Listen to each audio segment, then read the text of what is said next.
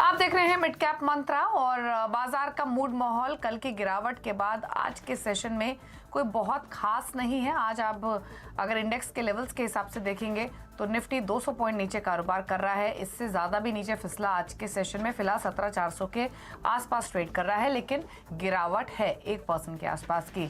Similarly अगर आप Nifty bank को देखेंगे या फिर मिड कैप इंडेक्स को देखेंगे तो वहां भी सिमिलर रुझान ही देखने को मिल रहा है।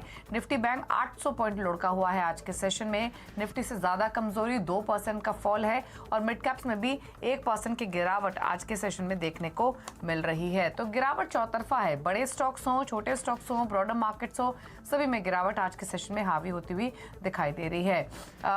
इसके अलावा अगर आप पॉकेट्स पे देखेंगे आज के सेशन में तो ज्यादातर सेक्टर्स लाल निशान में ही ट्रेड करते हुए आपको दिखाई देंगे और सबसे ज्यादा गिरावट अगर किसी पॉकेट में है तो वो बैंक स्टॉक्स हैं, फाइनेंशियल सर्विसेज हैं, जहां पर सबसे ज्यादा गिरावट आज के सेशन में देखने को मिल रही है। कुछ और पॉकेट्स देखेंगे तो गिरावट आपको एफएमसीजी में भी दिख रही है, आईटी और फार्मा ये भी गिरावट की चपेट में ही है। तो मूड माहौल कोई बहुत अच्छा है नहीं आज के सेशन में। एफएमसीजी सिर्फ एक है जो हरे निशान में हल्की बढ़त के साथ ट्रेड कर रहा है, बाकी तमाम सेक्टर्स लाल निशान में ही कर रहे हैं ट्रेड। थोड़ी बहुत बाइंग आपको पावर स्टॉक्स में दिख रही है। पावर स्टॉक्स में भी इसलिए दिख रही है क्योंकि अदानी ट्रांस, अदानी पार अपर सर्किट पर है तो वो इंडेक्स को ऊपर ड्रैग किए हुए हैं। एक बार देख लेते हैं संकेत इस समय के एशियाई बाजारों को देखते हैं और साथ ही देखते हैं अमेरिका के फ्यूचर्स को। तमाम एशियाई मार्केट्स टूटे हुए हैं आज के सेशन में। वॉल स्ट्रीट पे जो सेल ऑफ था उसका असर हमने एशियन मार्केट्स पर भी देखा है। बैंक ऑफ जापान ने होल्ड रेट्स जो हैं वो स्टेडी रखे हैं। अभी का अगर आप हाल देखेंगे तो निक्केई कॉस्पी ताइवान 1 से 2% की कमजोरी है। बाकी बाजार शंघाई, हांगकांग, स्ट्रेट टाइम्स भी 1 से 2% की गिरावट के साथ कर रहे हैं ट्रेड। अमेरिका के फ्यूचर्स लाते हैं आपके सामने। अमेरिका के फ्यूचर्स में भी पेन साफ तौर से रिफ्लेक्ट हो रहा है और अगर परसेंटेज टर्म्स में देखेंगे तो 0.1% नीचे डॉ फ्यूचर्स, 230 अंकों की गिरावट डॉ फ्यूचर्स में है। नेस्डैक का फ्यूचर आधा % नीचे जो कि 58 पॉइंट नीचे। तो अमेरिका के फ्यूचर्स में भी आधा से 0.1% की कमजोरी आज के सत्र में देखने को मिल रही है। ऐसे में रिमेनिंग सेशन के लिए लेवल्स कौन से इंपॉर्टेंट रहेंगे इस पर करते हैं बातचीत। प्रकाशगाबा.com के प्रकाश गाबा हमारे साथ मौजूद हैं। गाबा साहब नमस्कार, स्वागत है आपका। पहले तो बताइए इंडेक्स के हिसाब से क्या राय रहेगी आपके रिमेनिंग सेशन के लिए? पेन निफ्टी हो या बैंक निफ्टी दोनों में देखने को मिल रहा है। ऐसा है कि लगता है कि 17,300 जो आज का लो है क्लोजर टू दैट शायद सस्टेन कर ले। मैं कहूंगा वर्ड यूज करता हूँ शायद, क्योंकि अब तक तो स्ट्रक्चर निफ्टी और बैंक निफ्टी का दोनों ही वीक है। और बैंक निफ्टी का एक अच्छा है कि 40,400 एक साइकोलॉजिकल सपोर्ट है, एक राउंड फिगर सपोर्ट है। अगर शॉर्ट कवरिंग आनी है तो इसी जगह से आनी चाहिए, क्योंकि आज फ्राइडे है, जो कल के शॉर्ट्स होंगे वो कवर कर लिए। अगर आज शॉर्ट कवरिंग आ जाती है तो अच्छी बात है, अगर नहीं आती तो नेक्स्ट वीक डाउन है, क्योंकि स्ट्रक्चर अब भी वीक है। तो नेक्स्ट वीक का कुछ भरोसा नहीं है, लेकिन वीक शॉर्ट कवरिंग या स्ट्रॉन्ग पता नहीं। लेकिन आजकल आज सारा दिन से देख रहा हूं कोई ट्रेडिंग अपॉर्चुनिटीज नहीं है, गिनी चुनी है बस, और कुछ नहीं। ओके, तो आज ट्रेडिंग अपॉर्चुनिटीज कम है मार्केट में और इंडेक्स में तो पेन देखने को मिल ही रहा है, जो कि शायद फर्दर नेक्स्ट वीक भी एक्सटेंड हो सकता है। ये गाबा साहब की राय है अगर आज रिकवरी नहीं आती है मार्केट्स में तो। गाबा साहब लिमिटेड अपॉर्चुनिटीज तो हैं, बट कुछ ट्रेड्स दिख रहे हैं क्या जहां पर पोजीशंस ले सकते हैं? कनाडा बैंक शॉर्ट पॉसिबल के डाउन मूव और भी कंटिन्यू हो। उसका टारगेट 295 था, वो सुबह मैंने दिया था, वो कवर शॉर्ट टारगेट तो अचीव हो चुका, लेकिन अब भी वीकनेस नजर आती है कनाडा बैंक। अब भी लगता है कि 290 मूव है डाउन, ये भी पॉसिबल है। स्टॉप होगा 300 का बस, तो अब भी मुनाफा हो सकता है शॉर्ट से, बाकी अवॉइडेड बेस्ट। ओके, तो कैनरा बैंक में सेल करने की सलाह है। 297 पर कर रहा है ट्रेड, ऑलरेडी 4.5% नीचे। एक बार इनफैक्ट आप पीएसयू बैंक इंडेक्स भी देख लीजिए और पीएसयू स्टॉक्स भी। मिड कैप्स की लिस्ट में सबसे पहले सरकारी बैंक ही हमने रखे हैं क्योंकि वहां पर ज्यादा पेन आज के सेशन में दिख रहा है। ये रहा निफ्टी पीएसयू बैंक इंडेक्स 2.5% नीचे ट्रेड करते हुए। यहाँ पर वीकनेस है, दिन के लोअर लेवल्स ही देखने को मिल रहे हैं। अब एक बार लाते हैं मिड कैप का इंडेक्स और मिड कैप के स्टॉक्स आपके सामने। ज्यादातर मिड कैप स्टॉक्स आपको गिरने वाले कैटेगरी में ही दिखाई देंगे आज के सत्र में। सरकारी बैंकों का हाल देखिए, कैनरा बैंक हमारी लिस्ट में भी है, गावा साहब ने तो आइडेंटिफाई किया ही है। उसके अलावा कर्नाटका बैंक 4% नीचे, जेएनके बैंक में 3% की कमजोरी। ऑलमोस्ट सिमिलर लॉसेस आपको बैंक ऑफ बड़ौदा में भी देखने को मिल रहे हैं। एनबीएफसी देखेंगे आज के सेशन में तो यहाँ भी प्रेशर है।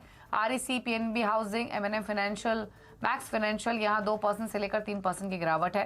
फार्मा स्टॉक्स भी लुढ़के हैं आज, यहाँ भी कोई डिफेंस कैटेगरी काम नहीं कर रही है। शिल्पा मेडिकेयर 5% नीचे कल की तेजी के बाद, ग्रैन्यूल्स 3% नीचे, आरती ड्रग्स में 3% का फॉल, ग्लैंड फार्मा भी 3% नीचे है।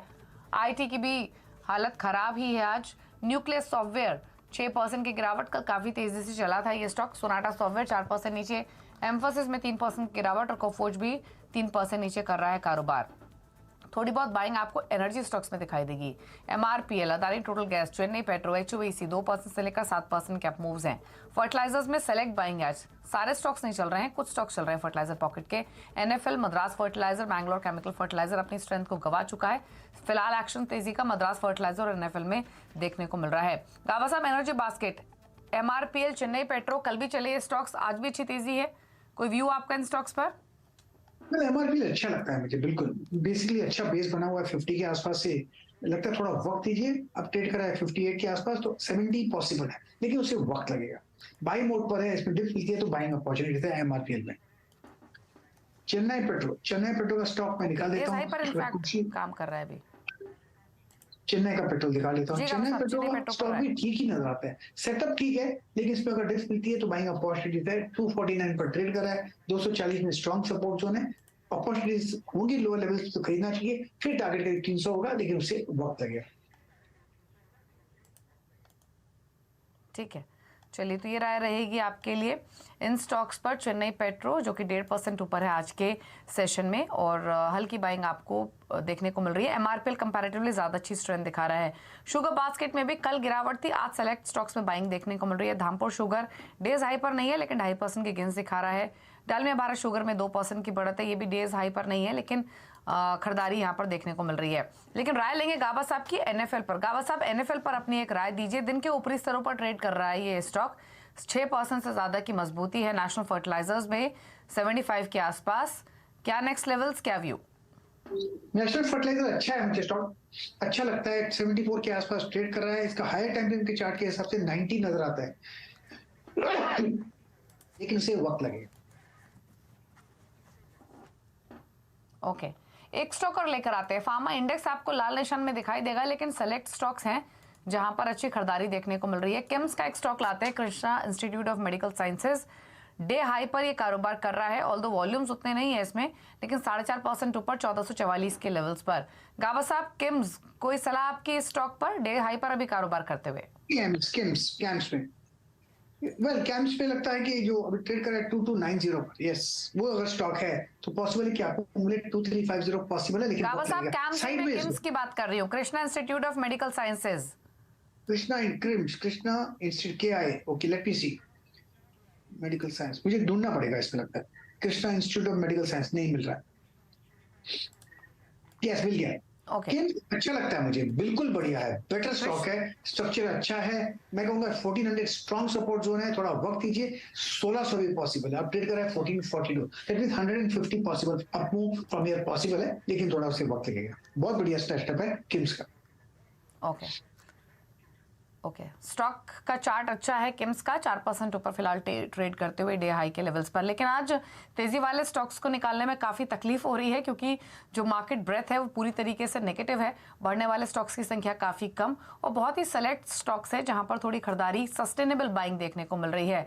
क्योंकि अगर आप ओवरऑल देखेंगे तो अभी भी पेन मार्केट में बना हुआ है, लगभग 1800 शेयर्स जो कि गिरावट के साथ ट्रेड कर रहे हैं। इनफैक्ट आज जो भारतीय बाजारों में हमने गिरावट देखी भी है वो अमेरिका के बाजारों के चक्कर में हुई है। कल वॉल स्ट्रीट पे फॉल आया, जिसकी वजह से हमने एशियन मार्केट से भी कमजोरी देखी, और उसी तर्ज पर भारतीय बाजार पे आज कमजोरी के साथ ही ट्रेड कर रहे हैं। लेकिन हुआ क्या है वॉल स्ट्रीट में, क्यों इतनी गिरावट आई, वो तमाम बातें समझाने के लिए मेरे सहयोगी नीरज बाजपेयी मौजूद हैं।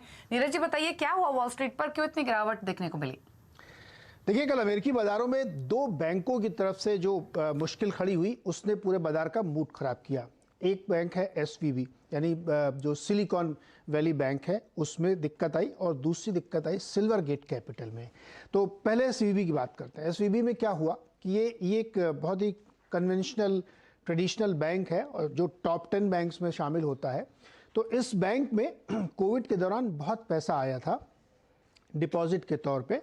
तो चूंकि उस समय ब्याज दरें एकदम 0.25% या ऑलमोस्ट ज़ीरो थी, तो उसकी वजह से वहाँ पे बहुत सारा डिपॉजिट आया, क्योंकि कोविड के दौरान धीरे धीरे ब्याज दरें वहाँ से जब लगी, लोगों के पास पैसे आ रहे हैं, तो उन्होंने उसमें डाल दिया। अब कहानी ये हुई कि उस पर 0% इंटरेस्ट था, और कंपैरेटिवली जहाँ पे स्टार्टअप की पूरी कल्चर है, स्टार्टअप की कैपिटल है, तो उसका पैसा आया। तो इस स्टार्टअप को बहुत लिक्विड मनी डालना होता है, जो कि उन्होंने वहाँ पे डाला। अब बैंक ने क्या किया, उसने इसको जो मॉर्गेज बेस्ड इक्विटीज होती हैं उसमें पैसे डाले, यानी जो बॉन्ड है या जो ऐसे बॉन्ड जहाँ पे मॉर्गेज बेस्ड है उसके अगेंस्ट में पैसे लगाए, जिससे कि उनको ज़्यादा ब्याज उसमें मिल सके और बैंक उसकी कमाई कर सके। चूँकि ह्यूज डिपॉजिट आया था तो उसको ना डिप्लॉय कर दिया। लेकिन गड़बड़ तब हुई जब फेडरल रिजर्व ने बैंक ब्याज दरें बढ़ानी शुरू की। तो जब आप ब्याज दर बढ़ाते हैं तो यील्ड एकदम से भागती है और बॉन्ड में जो है सेलिंग आती है। तो उसकी वजह से उनको भारी नुकसान हुआ, क्योंकि जो यील्ड 1.5% में थी वो 7% तक चली गई। 10 ईयर के बॉन्ड की यील्ड इस तरीके से बढ़ी और उसकी वजह से उनको भारी नुकसान हुआ, क्योंकि उस बॉन्ड की रिफाइनेंसिंग नहीं हो पा रही थी और बॉन्ड बिक नहीं रहे थे।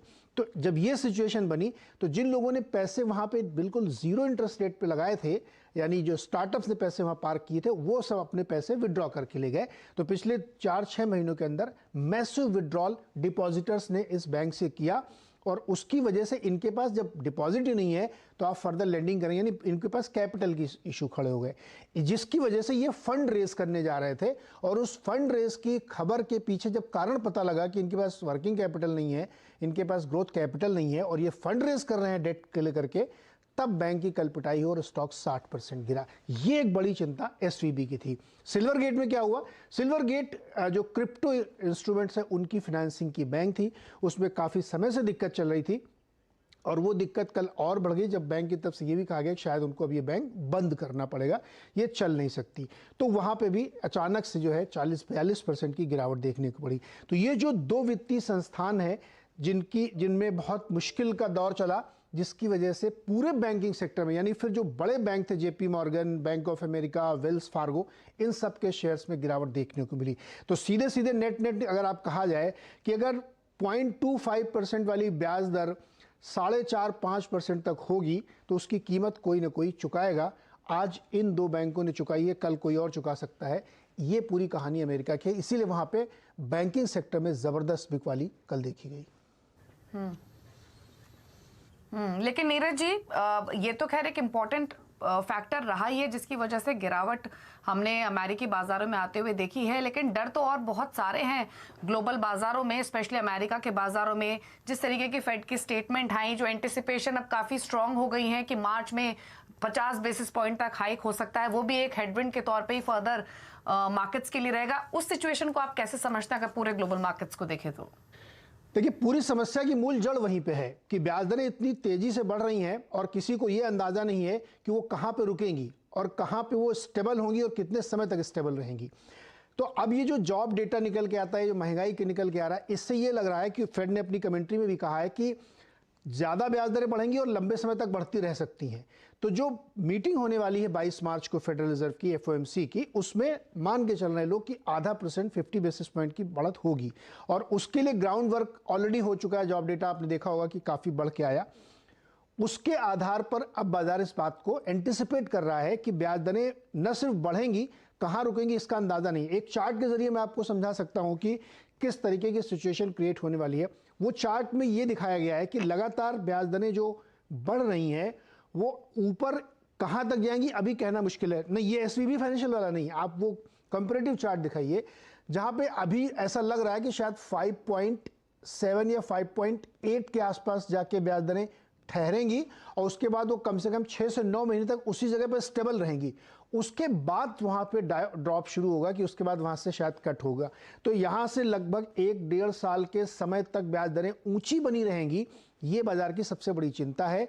इसीलिए मार्केट में सेल ऑफ है, क्योंकि अमेरिकन मार्केट को या दुनिया के दूसरे बाजारों को बहुत सस्ती पूंजी की आदत है पिछले 30-40 सालों से, और अब अगर उस पूंजी की कीमत बढ़ रही है तो मार्केट में सेल ऑफ देखने को मिल रहा है। और यही वजह कि आप देखिए हर जगह ये चिंता है। तो अभी ये चिंता खत्म नहीं हुई है, कम से कम 22 मार्च तक ये चिंता बनी रहेगी। वहां से शायद नई कमेंट्री के बाद ये समझ में आए कि आगे सिचुएशन क्या बनने वाली है। बिल्कुल। तो 22 मार्च के आउटकम पर तो नजरें हैं ही, लेकिन उसका डर ना ही सिर्फ इक्विटीज पर बल्कि कमोडिटीज पर, क्रिप्टो करेंसी मार्केट पर सभी जगह देखने को मिल रहा है। शुक्रिया नीरज जी पूरा एनालिसिस करने के लिए। कल गिरावट क्यों हावी हुई या क्यों घबराहट बनी हुई है इस पर एक बार फिर से गाबा साहब की एक बार इंडेक्स पर ले लेते हैं। गाबा साहब, अभी शो की शुरुआत में आपने कहा कि कमजोरी तो दिख रही है, अगले हफ्ते और वीकनेस आ सकती है। एक बार लेवल्स के हिसाब से आप दोबारा से बता देंगे कि निफ्टी के लिए या बैंक निफ्टी के लिए नीचे की तरफ कौन से स्तर इंपॉर्टेंट रहेंगे, कहां सबसे ज्यादा स्ट्रॉन्ग सपोर्ट आप देख रहे हैं? 17,300 निफ्टी का बहुत अच्छा मेक और ब्रेक जोन है। अगर यहाँ संभल जाता है तो ठीक है, अगर यहाँ पर नहीं संभलता तो फिर 17,000 भी देखेंगे, 16,800 भी देखेंगे, क्योंकि आज अगर कवर करना है तो ये अच्छी जगह है कवर करने की। बैंक निफ्टी आज का जो लो है 40,400, ये भी राउंड फिगर ही है। अगर यहाँ संभल जाता है तो ठीक है, अगर नहीं संभल जाता है तो काफी गिरावट है। मुझे लगता है बैंक निफ्टी अगर आज का लो ब्रीच हो जाता है तो डायरेक्टली करीब 39,800 भी देखने को मिल सकता है। अगर वो वहां चला गया तो निफ्टी में और भी गिरावट आएगी। स्ट्रक्चरली जो लार्जर टर्म स्ट्रक्चर है वो अब भी वीक है, कहीं पर स्ट्रेंथ नहीं है। इतना है कि हम सिर्फ होप कर रहे हैं कि यहां से एक बाउंस मिलता है या नहीं वो तो मार्केट ही बताएगा। वीक बाउंस होगा तो नेक्स्ट वीक डाउन है, वीक बाउंस नहीं हुआ तो शायद एक सस्टेन करने की संभावना है, लेकिन लेट्स सी व्हाट हैपेंस। आप देख रहे हैं मिड कैप मंत्रा और बात करेंगे कुछ और खबरों की। वेदांता के हाल के कदमों और बयानों से सरकार नाखुश है। सूत्रों से मिली एक्सक्लूसिव जानकारी के मुताबिक ग्लोबल जिंक कारोबार को हिंदुस्तान जिंक को बेचना वेदांता का बेहद गलत कदम है। इसी खबर पर और डिटेल्स के साथ लक्ष्मण रॉय हमारे साथ मौजूद हैं। लक्ष्मण, बताइए क्या डिटेल्स? देखिए, दरअसल यहाँ पे जब ये वेदांता का मामला सामने आया उसके बाद में अलग अलग संबंधित मंत्रालयों में बातचीत की तो अधिकारियों ने एक तरह से नाराजगी जताई दो वजहों से। पहला, वेदांता के जो दो हाल के बयान आए हैं उनको लेकर के, और एक कदम जो सरकार ने वेदांता ने हिंदुस्तान जिंक को जिंक बिजनेस बेचने का फैसला लिया था। दरअसल वेदांता का एक बयान ये आया है कि 20 साल पहले जब यह तय हो चुका था कि सरकार अपनी हिस्सेदारी बेचेगी, उसके बावजूद सरकार हिंदुस्तान जिंक में क्यों बनी हुई है। तो इस बयान को सरकार के जो सूत्र है हमारे वो गैर जिम्मेदाराना बता रहे हैं। उनका कहना है कि 2014 में जब ये फैसला लिया गया था उसके बाद मामला सुप्रीम कोर्ट में गया, अलग अलग लिटिगेशन में गया, जिसकी वजह से सरकार अपनी हिस्सेदारी बेच ही नहीं सकती थी। ऐसे में ये कहना कि 20 साल से क्यों नहीं बेचा गया वो गलत है। दूसरी बात ये कहा गया कि वेदांता का बयान एक ये भी आया कि सरकार तय फॉर्मूला के हिसाब से हमें पूरी हिस्सेदारी सौंप दे। तो इस बयान को भी काफी बचकाना माना जा रहा है। सरकार के सूत्र का कहना है कि तय ये हुआ है कि सरकार इसको ओपन ऑफर के जरिए बेचेगी। ये वेदांता को किसी भी सूरत में सरकार अपनी हिस्सेदारी ट्रांसफर नहीं कर सकती सीधे तौर पर। अगर वेदांता खरीदना चाहता है तो एफएस के जरिए जो शेयर आएंगे वो खरीदे, वो भी सेबी के नियम के हिसाब से 1/3 से ज्यादा शेयर खरीद नहीं सकते। तो ये दो बयान है जिसको लेकर सरकार के अंदर एक नाराजगी दिख रही है। एक कदम और, जो हिंदुस्तान जिंक को जिंक का कारोबार बेचने का फैसला था उसके समय को लेकर सरकार थोड़े से नाराज है। सरकार का कहना है कि ऐसे समय में जब सरकार ने औपचारिक तौर पर ओएफएस की प्रक्रिया शुरू कर दी थी और ऐसे समय में ये कदम उठाना ये सही नहीं था। वो भी इस प्रस्ताव पर सरकार से कोई चर्चा नहीं हुई, माइनॉरिटी स्टेक होल्डर से कोई चर्चा नहीं हुई। अचानक से आप उसको बेचने का फैसला ले लेते हैं, बोर्ड में प्रस्ताव ला रहे हैं, तो ऐसा नहीं करना चाहिए था। सरकार से माइनॉरिटी स्टेक होल्डर से पहले इस पर चर्चा करनी चाहिए थी। ओके, शुक्रिया लक्ष्मण ये डिटेल्स बताने के लिए। तो सरकार ने प्रस्ताव का विरोध किया है, सोर्सेस के थ्रू ये जानकारी मिली है। लाल निशान में वेदांता ट्रेड भी करते हुए 281 के लेवल्स पर। चलिए आगे बढ़ेंगे, खिलाड़ी नंबर 1 का अपडेट लेकर आते हैं। सत्तर सिक्योरिटीज की स्वाति होटकर, ये सिक्योरिटीज के अमित त्रिवेदी, इक्विनॉक्स रिसर्च के पंकज रांदड़ के बीच मुकाबला हो रहा है।